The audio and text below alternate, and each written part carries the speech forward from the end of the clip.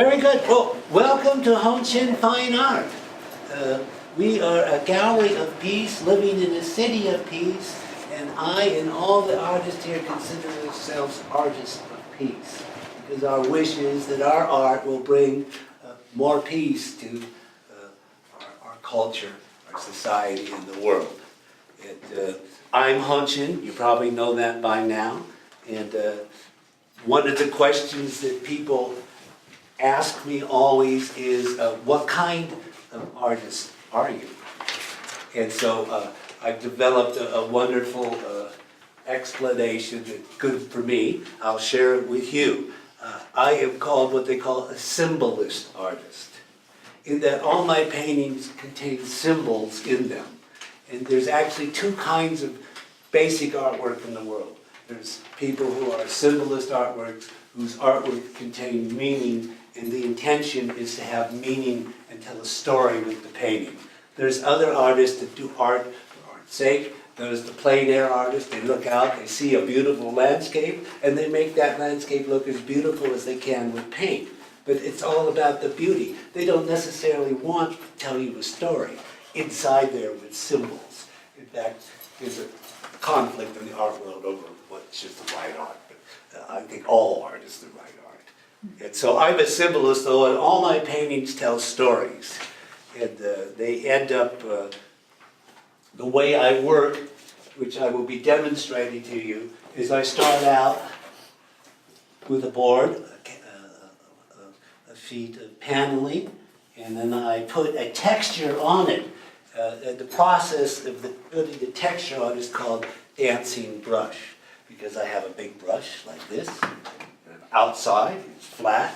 I put a lot of gesso on there, which is the ground for painting on, so that the paint will stick to it.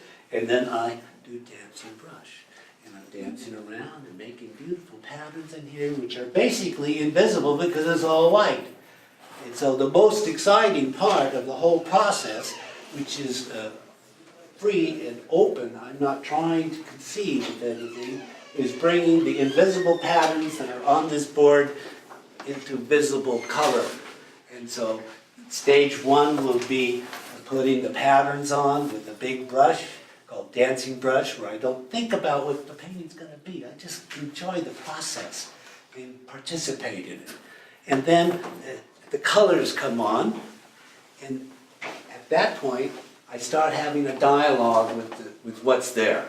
Like, well, what in my head, what in the universe wants to be connected to this field of color and energy and motion that has been created with pretty much what I call no mind, no thought. I'm not thinking about it. I'm just participating with color and energy of the paint and the brush.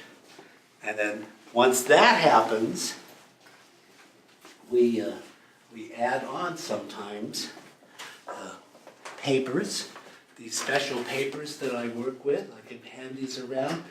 One is called the Washi Paper. It comes from mulberry bark. It's one of the oldest papers in the world. It's made in a special village in Japan that's been making the paper for thousands of years. It is made traditionally as a ritual, meaning there are prayers for the trees. They take the paper off the fiber off the bark of the trees, but they don't take the whole tree down. They just say, thank you for this bark, we'll make some paper with it, make some more bark. And so it's a relationship between the tree, the paper, and the people. And it's a very old one in Japan called Shintoism, because there in Japan, they believe that everything has life and intelligence, and you can have a conversation with it, which is what I do with my paintings. Once they get to this place, they start talking to me, and I start listening. And that guides me into the next level of where it's going. Like this one here, I'm not sure what's going to happen here. I just love what I see. So I have to have the opportunity to sit with it. So one of the other things that is important to know in my work is that when I am painting, especially in the detail work, where I'm painting in the eye of the beak or the feather or the fine little details with a double zero brush or a zero brush, you probably couldn't even see the end of it without my magnifiers on. that is where I put the focus. But the energy in the painting comes from the beginning. So it's a progressive sort of state. And what I'm doing the paintings all the time, I'm in my mind, and sometimes out loud, I'm magnetizing the painting is the best word, with prayer and mantra. And if you don't know what prayer, you know what prayer is for sure. Mantra is another type of prayer from the East. So when I'm painting, I will be chanting in my head or out loud. I'll be going, Om Mani Padme Hum, Om Mani Padme Hum, Om Mani, and over again. And this energy goes into the art because it's part of me. It's part of who I am. It's my intention to put those prayers in there, which are for this end of suffering for all living beings. It's now the most exciting thing that I can show you is not painting the little eye with a one-hair brush, but showing the transformation from this state to the other. So I'm going to try to do that. It won't be completely visible because it's a very wet process. The first thing I do is I take one of my big brushes here and I get the canvas completely wet. I mean really wet. Is that just water? That's just water. And when I'm outside working on a big painting and it's flat, I take my hose and I just hose the thing down. At this time of the year is the best time to paint because you're outside, it's hot. You can take the hose and hose your painting down and be cool at the same time. And also it allows the paint to dry very, very fast. So if you want to go further on the artwork, you can. In a day, it dries in 10 minutes or something. Sometimes it dries faster than I want it to dry. When we're here in our Arizona wonderland of heat and dryness for the summer. So it looks like I got pretty much on here. You gotta make sure it's on. That's why I like to use the hose.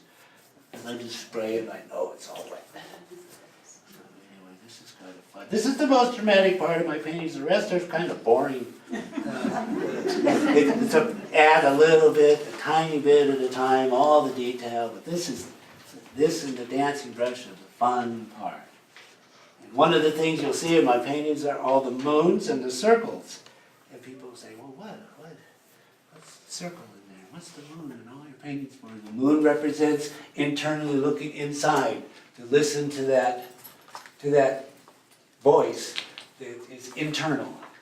Because what I'm painting is coming from the inside, and it's a result of all the impressions I've ever had on the outside.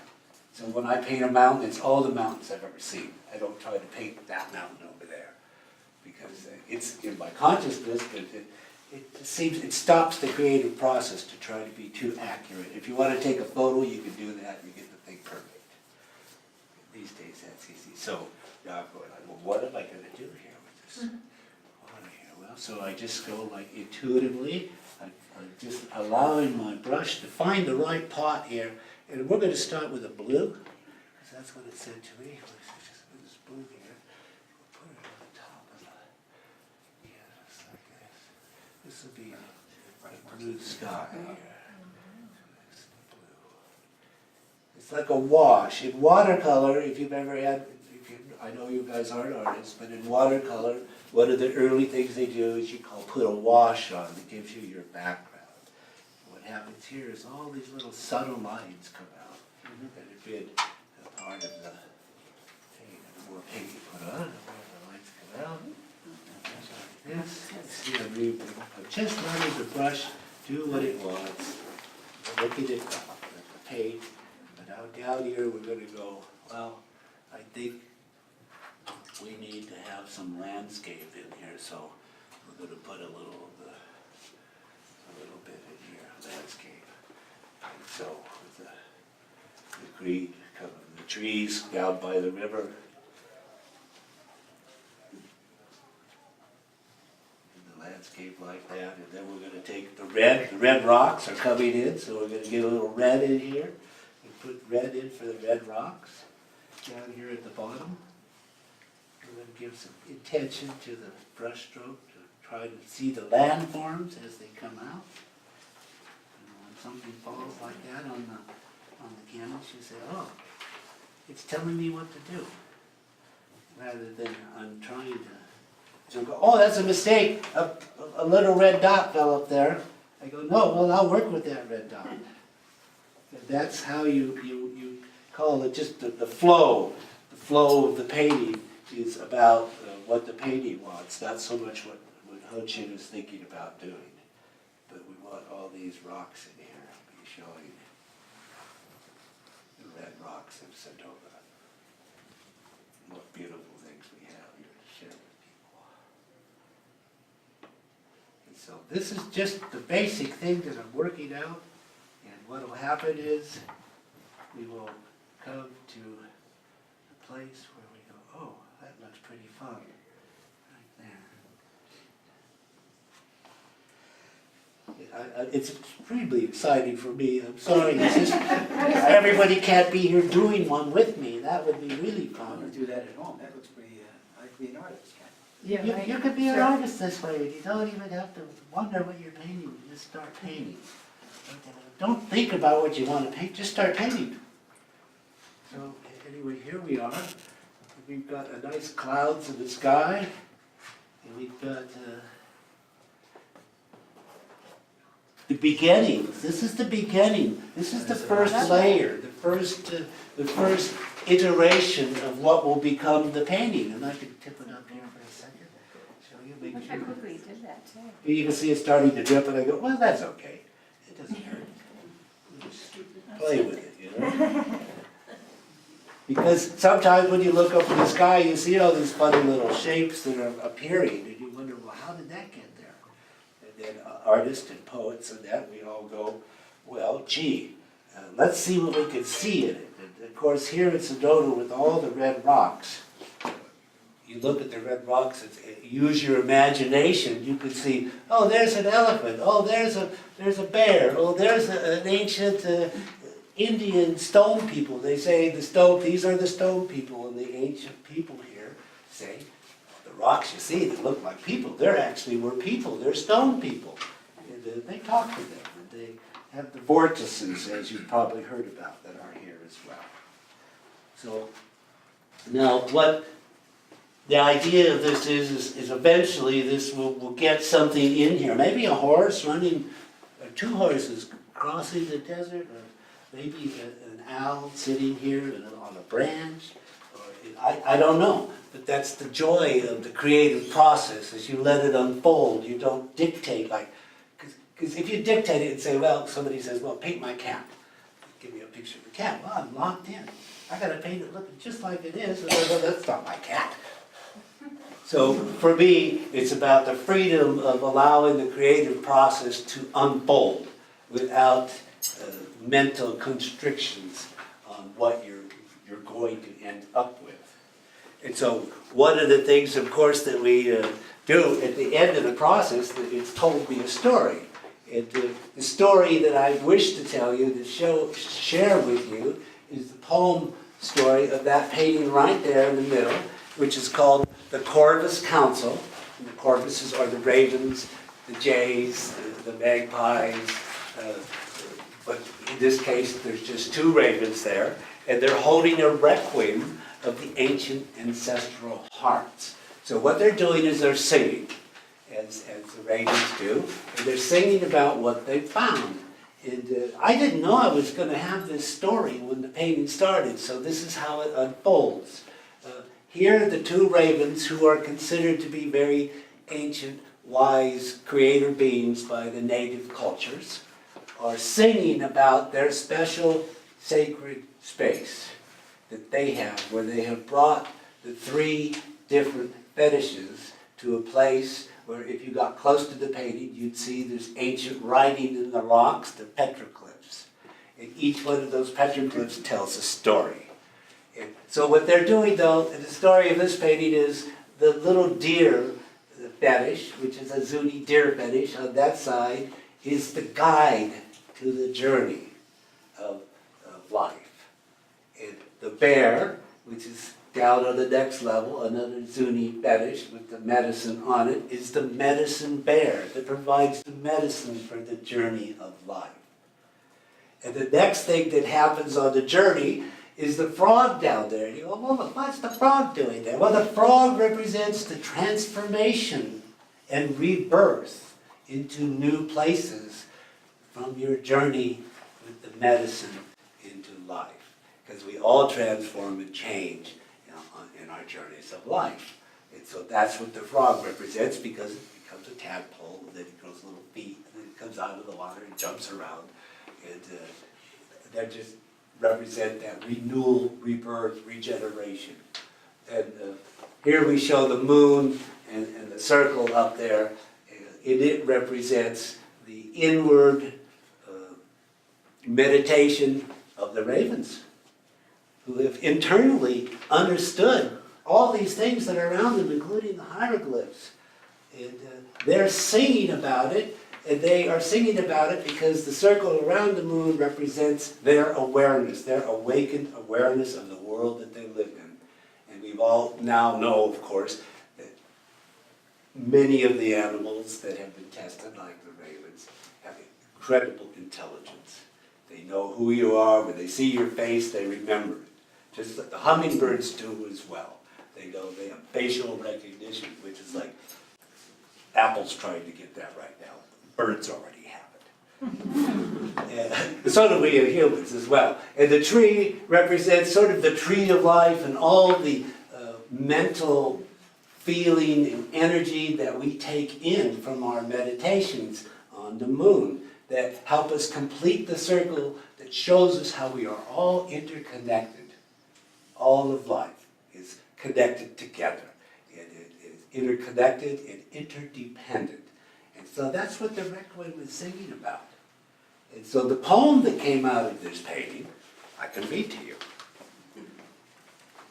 Brother Raven singing the song. Brother Raven sharing the medicine of the medicine bear.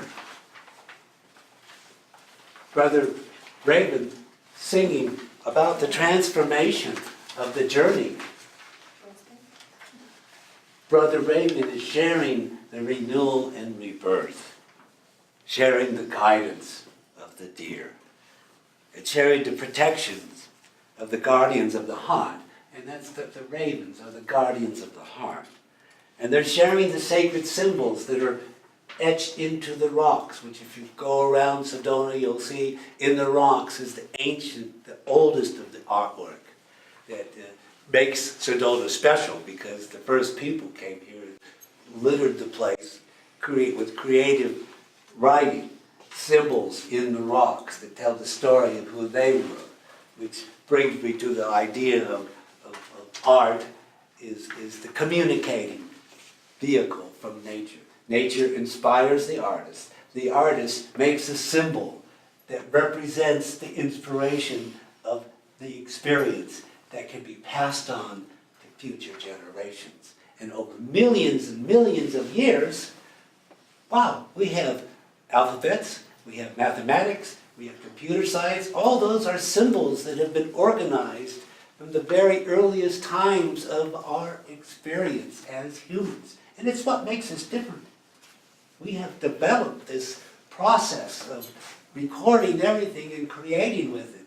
And the artists were the beginning of it. And they're still involved in the whole thing. Now I love it because art is making science, and science is making art. It's this beautiful, wonderful thing. You look into the telescope and you see this amazing art out there in the world, the greater part of the world.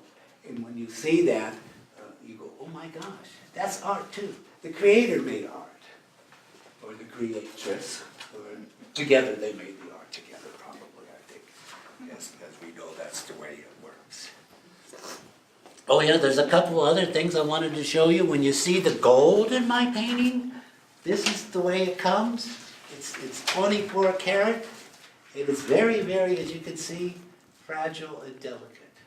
And so it takes a lot of practice to get it just where you want it in your paintings. But it represents, in my paintings, there's a little story here that goes on. I put gold in my paintings after my parents' 50th wedding anniversary, where I wrote a poem called Celebration of the Golden Moments.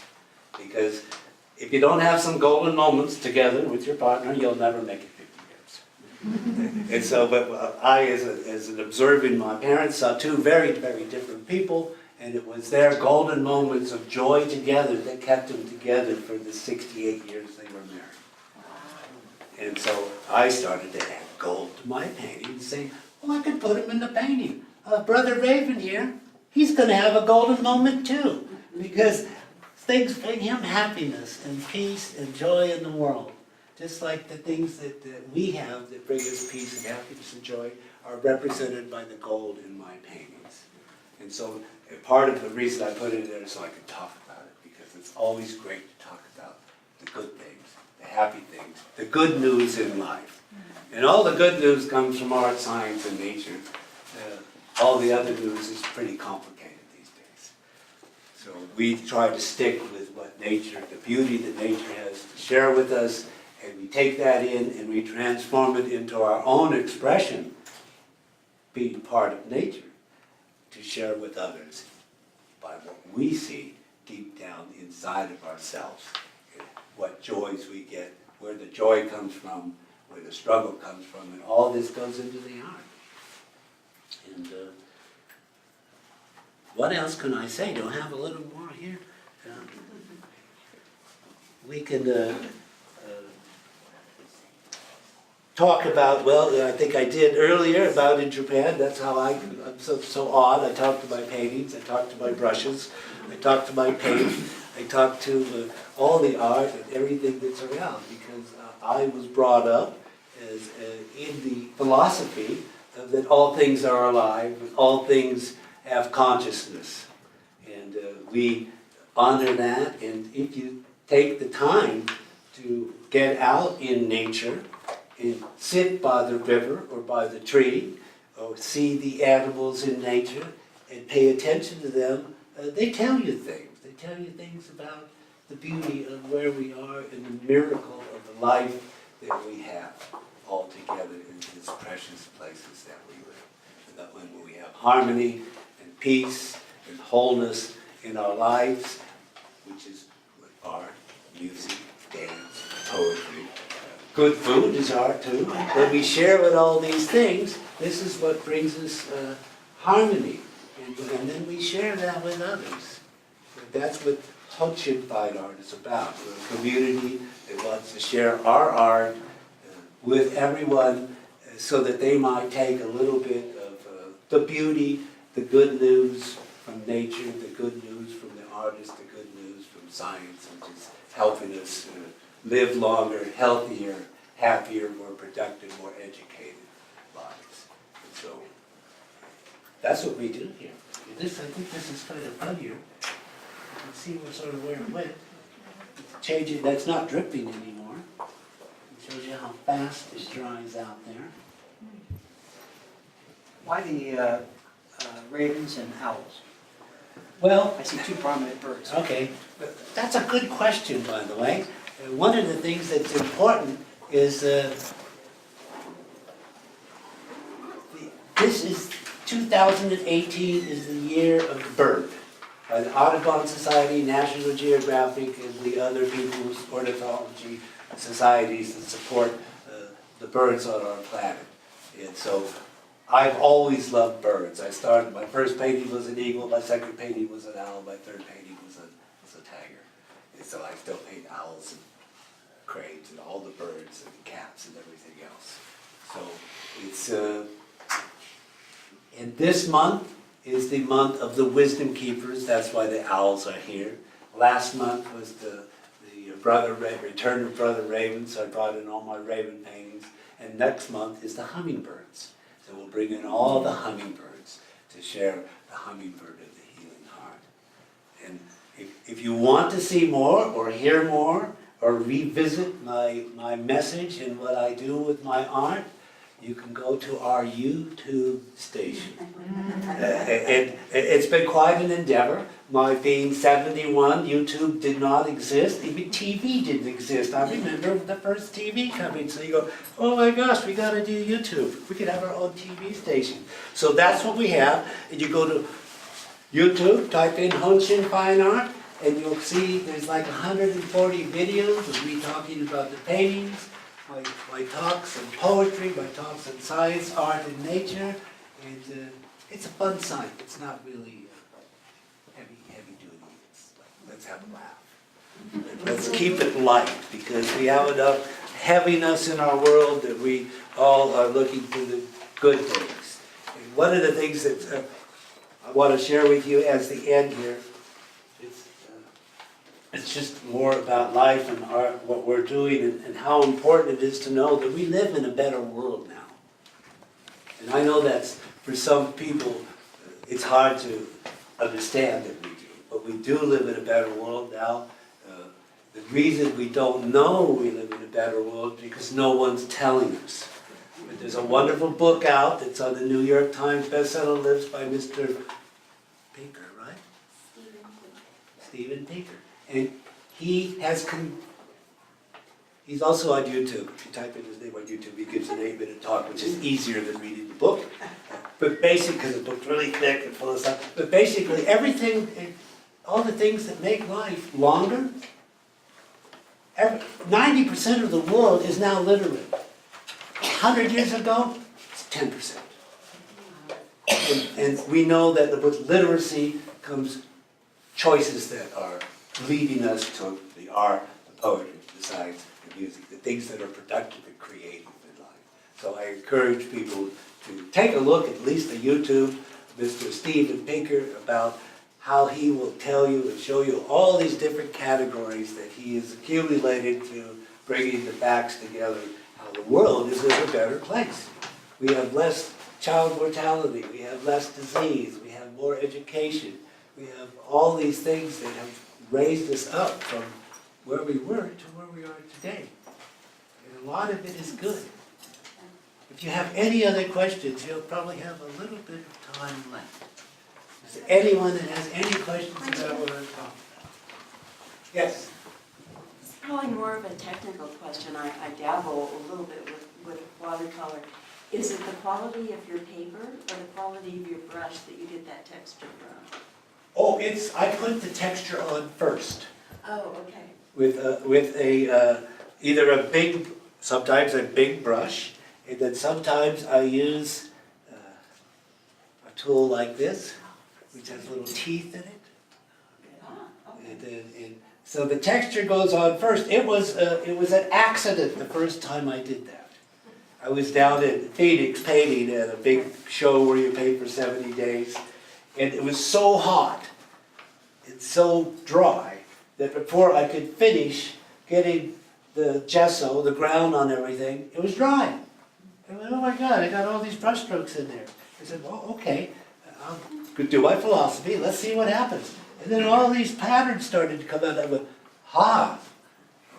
pay attention when you're putting the gesso on, because if you put it on there in a pattern, you get this wonderful, what I call the invisible energy, and then when you put the paint on, it becomes visible. And you can see the way that the energy between the rocks and the plants and the sky all are connecting and combining and flowing together, which is really what we breathe the air of the trees, and we drink the water that was created by the processes of nature that we are connected to, and all the water that is here was created by stars exploding.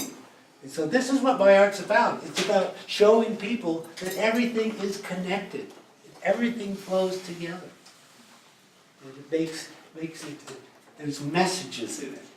And you can look at it just as beauty. Don't have to read the message. Don't even have to hear it. You can just see it as beautiful. But if you want to get deeper into the meaning of it, the artist is ready to share with you the story, the poem, the meaning of the symbols. Because our life is full of symbols. We take it for granted. But you go back 100 years, people couldn't read. Those are the symbols that we now communicate with so deeply. You know, reading was a privileged class, and now it is everyone gets to read. And I encourage everybody. It's a different form of learning than watching the TV or the computer, which it becomes too easy. Your brain doesn't have to work hard enough. That's my philosophy anyway. So I still read books. I also watch the computer because it's entertaining.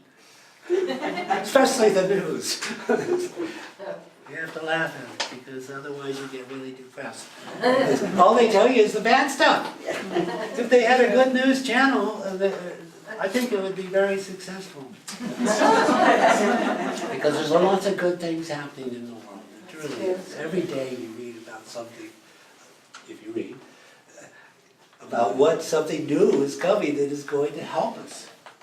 And how we can resolve our differences. And we can do all these things rather than just getting more and more polarized. We can bring each other together by seeing the things that we share that are in common. And that's what art is really about. Sharing that which is in common. The symbols that we all understand with a little bit of intention to find the understanding and the meaning within us. Because we do give meaning to our lives. We, as a person, you give your own meaning to your life. Somebody can't give you the meaning to your life. They can tell you about it, but unless you experience it, it's just words. That's why I write poetry, because as I've gotten older, all the words have become more meaningful because of all of our experience. You know, you think, well, when you're 2 years old or 5 years old, you first learn how to print love. You got an idea what it is, but after you've been through love, either one marriage or two or three, or many relationships, you have a much deeper understanding of the energy of love and relationship. And so this is the same idea in the art, is that we want to see the connectedness between the symbols that fill our life with the beauty of nature's heart in what we do every day with ourselves, how we relate. Do we relate to it as it's precious and sacred, or do we just not even think about it? Well, art is about thinking about it. And I thank you so much for coming here and listening to my talk.